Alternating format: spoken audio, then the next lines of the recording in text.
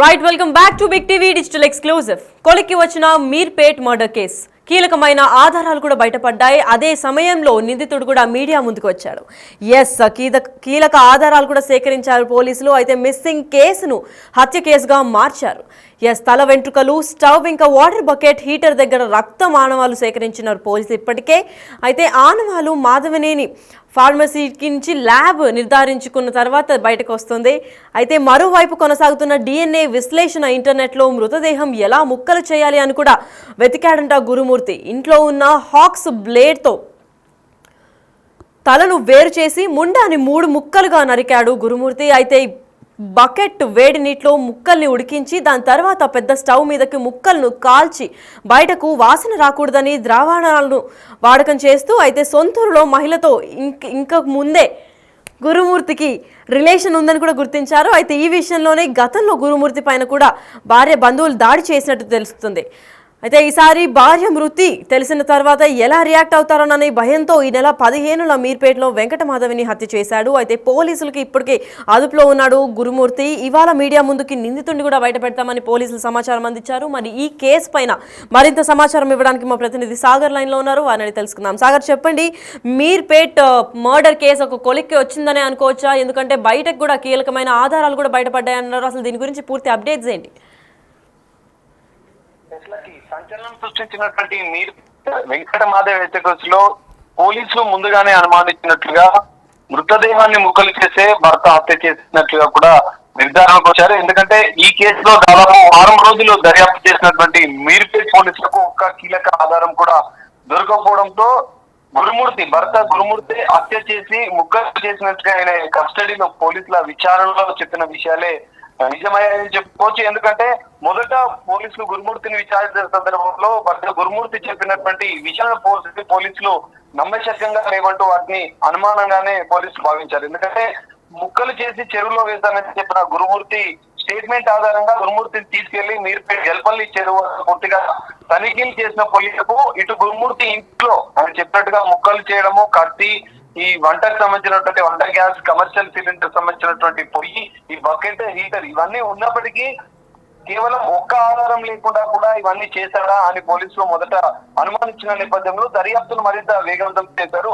ఎలాంటి ఆధారాలు దొరకకపోవడంతో ఇటు క్లూస్ టీమ్ కు పాటుగా నూతన సాంకేతిక పరిజ్ఞానంతో ఈ కేసును విచారించినట్టుగా కూడా తెలుస్తోంది. అయితే పూణే నుంచి కూడా ఒక స్పెషల్ క్లూస్ టీమ్ ని కూడా పిలిపించారు. ఎందుకంటే బ్లూరే టెక్నాలజీ ద్వారా ఇంట్లో రక్తపు మరకలకు సంబంధించినటువంటి ఆనవాళ్లు కూడా ఉన్నాయా లేవా అన్న అంశాలు కూడా పోలీసులు ప్రత్యక్షంగా క్షుణ్ణంగా పరిశీలించారు. దీని ఆధారంగానే ఈ కేసులో కీలక మలుపు తిరిగిందని చెప్పుకోవచ్చు.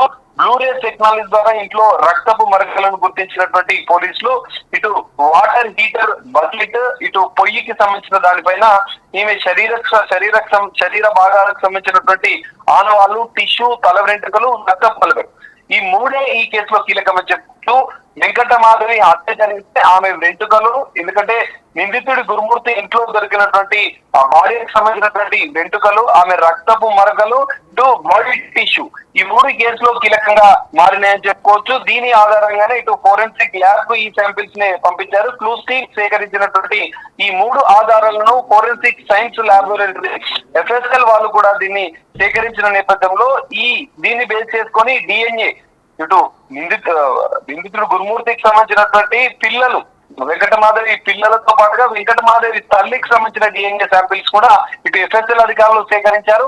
ఈ రెండింటిని మ్యాచ్ చేసి చూసిన అనంతరం కూడా పోలీసులకు DNA నివేదిక FSL ఒక రిపోర్ట్ కూడా అందించినట్లుగా కూడా తెలుస్తుంది. ఈ రిపోర్ట్ లో వెంకటమాధవిదే ఆ బాడీకి సంబంధించిన టిష్యూస్, వెంట్రుకలు, రక్తపు మరకలు ఆమెవి అని తెలిపారు.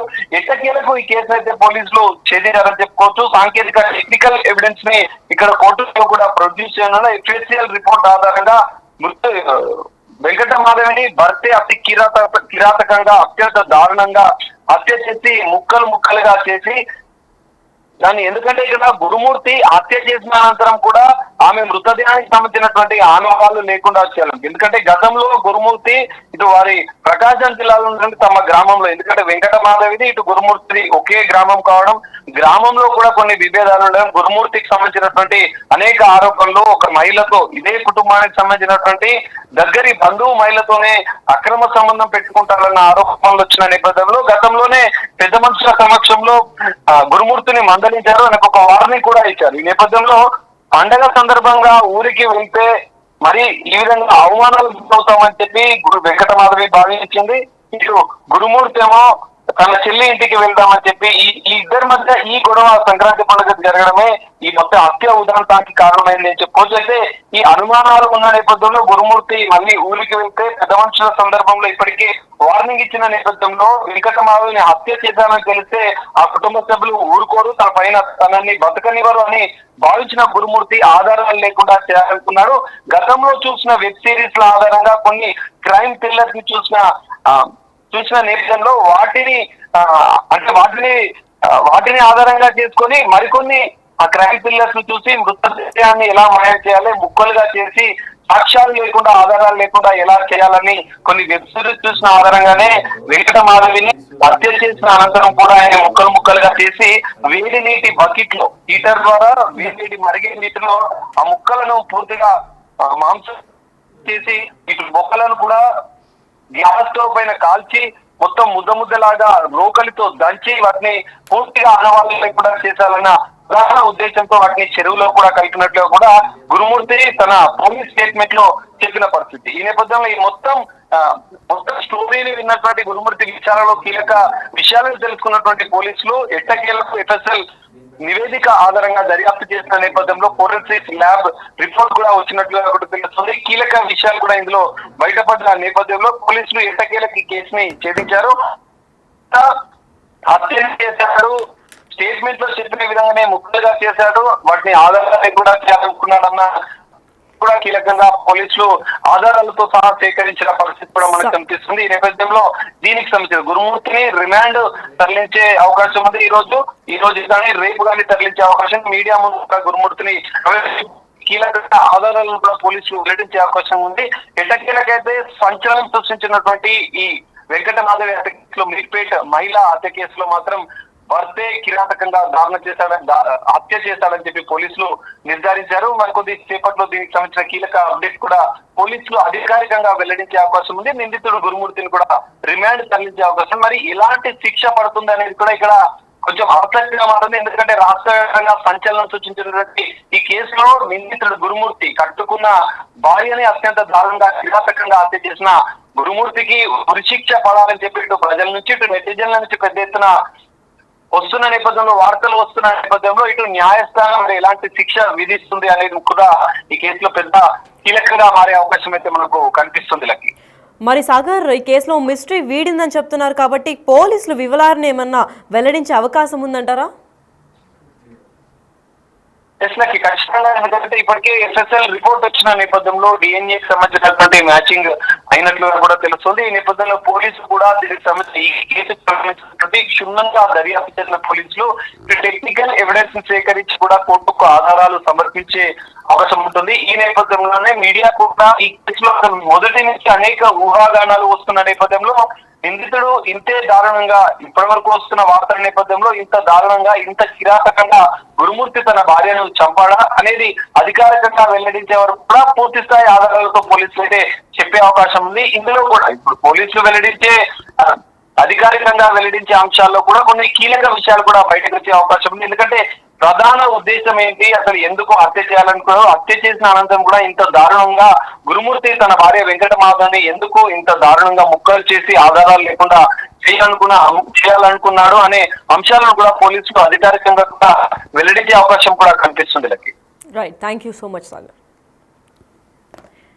ఎస్, అయితే మీర్పేట్ మర్డర్ కేసు ఒక కొలికి వచ్చిందని చెప్పుకోవచ్చు. కీలక ఆధారాలను కూడా సేకరించారు ఇప్పటికే పోలీసులు. అయితే మిస్సింగ్ కేసును ఏకంగా హత్య కేసుగా మార్పులు కూడా చేయడం జరిగింది. అయితే మనం బిగ్ టీవీ డిజిటల్ ఎక్స్క్లూజివ్లో చూసుకునిందే వాళ్ళ ఇల్లు. అయితే సెకండ్ ఫ్లోర్లో తను ఉన్నారు. అయితే సీసీటీవీ ఆధారంగా వెంకట మాధవి ఎవరైతే హత్యకు గురైన ఆవిడ ఉన్నారో తనైతే ఇంటి లోపలికి వెళ్ళిన ఆనవాళ్ళు ఉన్నాయి. కాకపోతే సీసీ కెమెరాలో షూట్ అంటే రికార్డ్ అయింది మాత్రం లోపలికి వెళ్ళేదే ఉంది, అక్కడి నుంచి బయటకి రాలేదు. దాని తర్వాత వెంకట మాధవి ఏమైంది అని చెప్పి పోలీసులు మిస్సింగ్ కేసు దర్యాప్తు చేసుకునే కోణంలో చూసుకున్నప్పుడు సీసీటీవీ ఫుటేజ్ ఆధారంగా లోపలికి వెళ్ళిన వెంకట మాధవి మళ్ళీ బయటకు రాలేదు అంటే ఇంటి లోపలే ఏదో జరుగుంటుంది అని చెప్పి అనుమానాలు వ్యక్తం చేసినప్పటికీ అప్పుడు కొంచెం తీవ్ర స్థాయిలో వాళ్ళ హస్బెండ్ని కూడా విచారిస్తే నిజం బయటపడిందని చెప్పుకోవచ్చు. అయితే మర్డర్ నేనే చేశాను అని చెప్పి ఒప్పుకున్నాడు గురుమూర్తి. అయితే మిస్సింగ్ కేసును ఏకంగా హత్య కేసులాగా మార్చేశారు. తల వెంట్రుకలు అయితే ఇదే నేపథ్యంలో స్టవ్ పక్కన వాటర్ బకెట్ ఇంకా హీటర్ దగ్గర రక్త మానవాలు కూడా సేకరించారు. అయితే దీన్ని DNA విశ్లేషణ చేసిన తర్వాత ఇది పక్కా మర్డర్ అని కూడా డిక్లేర్ చేశారు పోలీసులు. అయితే దీనికి తగ ఎలాంటి శిక్షలు పడాలి అని చెప్పి కూడా నెటిజన్ల వైపు నుంచి ఉరిశిక్ష పడి ఉండాలి, ఈయనకి ఇంత దారుణంగా కట్టుకున్న భార్యను ఎలా చేస్తారు అని చెప్పి నెటిజన్లు ఇంకా అటుపక్క ప్రభుత్వం కూడా ఆశిస్తుంది. అయితే దీనికి ఎటువంటి ఉరిశిక్ష పడుతుందా లేదంటే లైఫ్ లాంగ్ ఇంప్రిజన్మెంట్ ఉంటుందా అనే దానిపైన పోలీసులు కూడా దర్యాప్తు చేయాల్సింది ఉంది. అయితే దీనికి ఇదే కోణంలో ఈ విషయంలో గతంలో గురుమూర్తి పైన భార్య బంధువులు కూడా దాడి చేశారు. అసలు ఎందుకు గొడవంతా స్టార్ట్ అయింది అని అంటే సొంత ఊర్లో మహిళతో గురుమూర్తి ఆల్రెడీ రిలేషన్లో ఉన్నారు. అయితే ఇదే విషయం పైన గురుమూర్తి ఇంకొక రిలేషన్ని తెలుసుకొని వీళ్ళ ఫ్యామిలీ వాళ్ళు కూడా కొంచెం రాష్ట్ర వ్యాప్తంగా సంచలనం సృష్టించిన మీర్పేట్ భార్య హత్య కేసులో భర్తను పోలీసులు విచారిస్తున్నారు. ఈ కేసులో సంచలన విషయాలు అయితే బయటకు వస్తున్నాయి. మొదట ఉమెన్ మిస్సింగ్, భార్య మిస్ అయిందని చెప్పి తన అత్తమామలతో కలిసి ఫిర్యాదు చేసిన భర్తే ఈ కేసులో కీలక సూత్రధారిగా కూడా పోలీసులు అనుమానిస్తున్నారు. ఇంకా దర్యాప్తు కూడా కొనసాగుతుంది. ప్రస్తుతం మనతో పాటు మీర్పేట్ సిఐ నాగరాజు ఉన్నారు. వారితో మాట్లాడి మరిన్ని అంశాలు మనం తెలుసుకునే ప్రయత్నం చేద్దాం. సార్, ఏంటి ఈ హత్య సంచలనంగా మారింది, సంచలన విషయాలు కూడా బయటకు వస్తున్నాయి, ఈ నేపథ్యంలో మీరు ఏం చెప్తారు? ఇప్పుడు 18th రోజు ఈ మిస్ అయినటువంటి మాధవి వాళ్ళ మదర్ వచ్చి పోలీస్ స్టేషన్కి వచ్చి కంప్లైంట్ చేయడం జరిగింది. ఆ కంప్లైంట్లో భాగంగా ఏంటంటే ఈమె 16th రోజు వీళ్ళ డాటర్కి అంటే కూతురు మాధవికి అల్లుడికి చిన్న గొడవ జరిగింది. గొడవ జరగడంతో ఆమె కూతురు ఎవరికి చెప్పకుండా ఇంట్లో నుంచి ఆ రోజు ఆఫ్టర్నూన్ 12 o'clock అట్లా ఇంటి నుంచి బయటకు వెళ్ళిపోయిందని చెప్పారు. ఆ విషయం మీరు మాకు కంప్లైంట్ చేయడంతో ఉమెన్ మిస్సింగ్ కేసు రిజిస్టర్ చేయడం జరిగింది. దానిలో భాగంగా ఇన్వెస్టిగేషన్ కంటిన్యూ చేస్తున్నాము. కంటిన్యూ చేస్తున్న సమయంలోనే వాళ్ళ పేరెంట్స్ ఎవరైతే మిస్ అయిన అమ్మాయి పేరెంట్స్ ఉన్నారో వాళ్ళు కూడా కొంచెం భర్త మీద డౌట్ అని చెప్తున్నారు. ఆ వేళ కూడా మేము ఇన్వెస్టిగేషన్ అనేది కంటిన్యూ చేస్తున్నాము. సో అత్తమామలు ఏదైతే చనిపోయిన మాధవి తల్లిదండ్రులు ఫిర్యాదు చేసినప్పుడు భర్త కూడా వచ్చి ఫిర్యాదు చేస్తున్న తరుణంలో వచ్చాడా పోలీస్ స్టేషన్కి? అప్పుడు ఆయన మీద ఏమైనా అనుమానాలు వ్యక్తం చేశారు? అప్పుడు పోలీస్ స్టేషన్కి వచ్చిన కానీ ఎటువంటి అనుమానాలు వ్యక్తపరచలేదు. ఆయన బిహేవియర్ ఎట్లుండే సార్ ఫిర్యాదు చేస్తున్న సందర్భంలో? నార్మల్. సరే, ఇంకోటి సంచలన విషయాలు అయితే ఇలా బయటకు వస్తున్నాయి. భర్తనే హత్య చేసిండు గురుమూర్తి, హత్య చేసి శరీర భాగాలను కట్ చేసి కుక్కర్లో ఉడికించిండు అన్న ఇట్లాంటి సంచలన విషయాలు కూడా బయటకు వస్తున్నాయి. దీనిపైన మీరేం చెప్తారు? ఇప్పటి వరకైతే కేసు ఉమెన్ మిస్సింగ్ కేసుగానే ఉంది. మీరు అనుకుంటున్నటువంటి వాటికి దాని గురించి ఇన్వెస్టిగేషన్ చేస్తున్నాము. మీరు అంటున్న వాటికైతే ఆధారాలు ఏమీ లభించలేదు. మేము ఇన్వెస్టిగేషన్ కంటిన్యూ చేస్తున్నాము. సార్, భర్తని గురుమూర్తిని పోలీసులు అదుపులోనే ఉన్నాడు, విచారణ జరుగుతుందని చెప్పి తెలుస్తుంది. నిజంగానే మీరు దర్యాప్తు చేస్తున్నారా, విచారిస్తున్నారా? విచారణలో ప్రాథమికంగా హత్యకు సంబంధించినటువంటి ఆనవాళ్ళు ఏమైనా దొరికాయా? అలాంటిది ఏమీ లేదు. సార్, విచారణలో ఏం తెలిసింది? విచారణలో ఇప్పుడు ఇంకా ఉమెన్ మిస్సింగ్ గానే ఉంది. ఎవరైతే మిస్ అయిన ఉమెన్ ఉందో ఆచూకీ గురించి ట్రేస్ చేస్తున్నాము.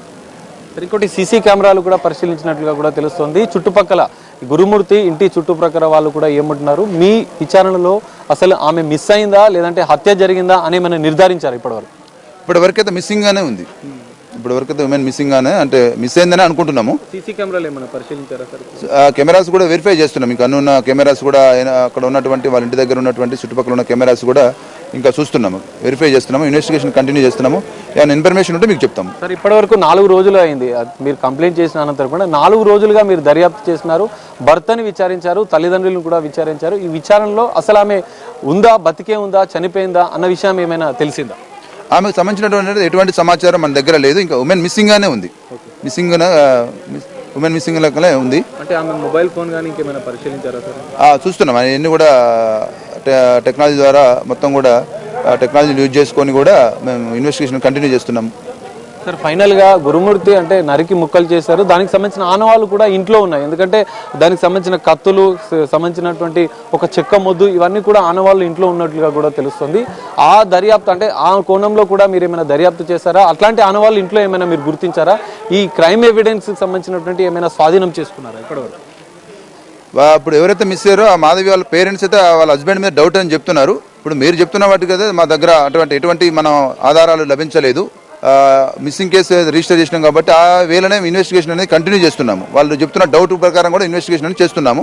మీరు అంటున్న వాటికైతే ఎటువంటి ఆధారాలు ఇంకా లభించలేదు. చూస్తున్నాం, ఆధారాల గురించి మేము సెర్చ్ చేస్తున్నాము, ఇన్వెస్టిగేషన్ కంటిన్యూ చేస్తున్నాము.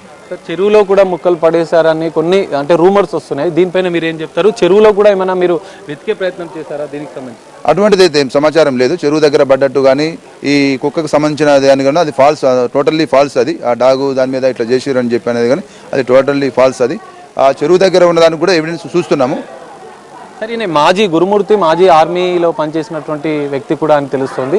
మరి ఈ విషయంలో ఆయనకు క్రైమ్ చేయాల్సినటువంటి ఇంటెన్షన్ కానీ అవి మీ విచారణలో ఏమన్నా తెలిసిందా? ఎందుకంటే ఆర్మీలో పనిచేసిన వ్యక్తి గురుమూర్తి నా 17 years ఆర్మీలో పనిచేసి 2020లో రిటైర్ అయ్యిండు. ప్రస్తుతం మన కంచన్బాగులో సెక్యూరిటీ గార్డ్గా పనిచేస్తుండు. వాళ్ళ ఫ్యామిలీ మధ్య చిన్న భార్యాభర్తల మధ్య చిన్న ఇష్యూలు ఉన్నాయి కానీ దాని ద్వారా జరిగిందా అనేది మేము ఇన్వెస్టిగేషన్ చేస్తున్నాము. మాధవి తల్లిదండ్రులు కూడా హత్యనే చేశాడన్న ఆరోపణలు పెద్ద ఎత్తున చేస్తున్నారు. అంటే అనుమానం, భార్య మీద అనుమానంతో ఈ మధ్య కాలంలో పెద్ద ఎత్తున వాళ్ళిద్దరి మధ్య గొడవలు కూడా జరిగాయని చెప్పి తల్లిదండ్రులు చెప్తున్నారు. ఆ కోణంలో ఏమైనా మీరు దర్యాప్తు చేస్తున్నాం. వాళ్ళిద్దరి మధ్య గొడవలు ఉన్నాయని వాళ్ళు కంప్లైంట్లు కూడా ఇవ్వడం జరిగింది. ఆ కంప్లైంట్లు, ఆ గొడవలు ద్వారా అంటే దాన్ని బేస్ చేసుకుని కూడా ఇన్వెస్టిగేషన్ చేస్తున్నాము. ఫైనల్గా మీరు ఈ ఇష్యూ గురించి ఏం చెప్పాలనుకుంటున్నారు సార్? ఇప్పటి వరకైతే ఉమెన్ మిస్సింగ్ అనే ఉంది.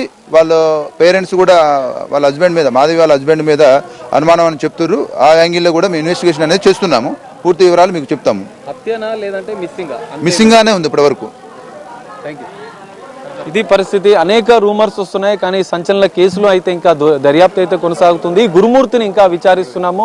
భర్తే హత్య చేశాడా లేదా మిస్సింగ్ గానే ఉందా అన్న కోణంలో కూడా పోలీసుల దర్యాప్తు అయితే కొనసాగుతుందని చెప్పి మీర్పేట్ సిఐ చెప్తున్న పరిస్థితి కనిపిస్తుంది. మరి పోలీసుల దర్యాప్తులో ఎలాంటి సంచలన విషయాలు బయటపడతాయి అనేది మనం వేచి చూడాల్సిన పరిస్థితి కనిపిస్తుంది.